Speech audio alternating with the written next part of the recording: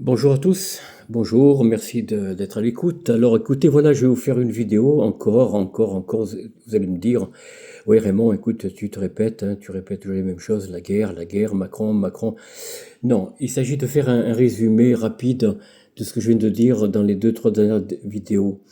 En fait, la spoliation qui se prépare sur nos comptes, d'abord, c'est bien sûr le livret A qu'on va détourner à des fins militaires, et puis bon, j'en passe, hein.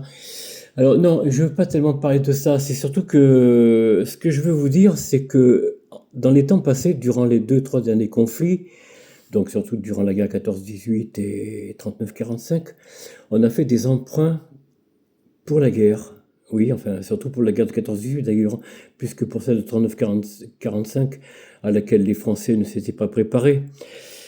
Là, les Français semblent maintenant prendre les choses en main. Oh, oh là, Raymond, qu'est-ce que tu racontes? Eh bien, en fait, oui, oui, vous avez compris, en fait, il y a pas de guerre, il n'y a pas d'attaque russe, et les Russes ne veulent même pas nous attaquer. Sauf si ils sont attaqués. Il faudrait que Macron envoie ses troupes en Ukraine pour attaquer les Russes. Là, les Russes, évidemment, riposteront. Et je peux vous dire que la Russie fait deux, trois fois l'Europe, y compris au-delà des 27 pays membres. Je vous l'ai déjà dit, hein, je ne vais pas me répéter encore. Donc nous sommes loin, et ce que je voulais vous dire surtout, c'est que pour aller plus loin, c'est que nous mettons, nous voulons mettre à peu près combien 40% du budget dans les efforts militaires de réarmement. Les Russes sont actuellement à 17% d'efforts militaires pour armer leurs troupes de la Fédération de Russie.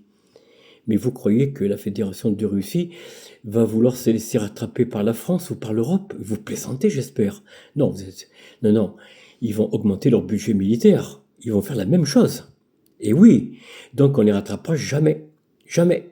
Parce que si, bien sûr, si les Russes et les Américains laissent leur taux de croissance militaire au niveau où ils sont, bien sûr qu'on va rattraper la Russie ou les États-Unis, bien sûr.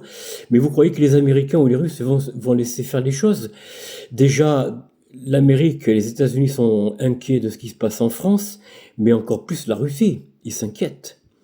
Ils ont peur que Emmanuel Macron se serve de l'arme nucléaire.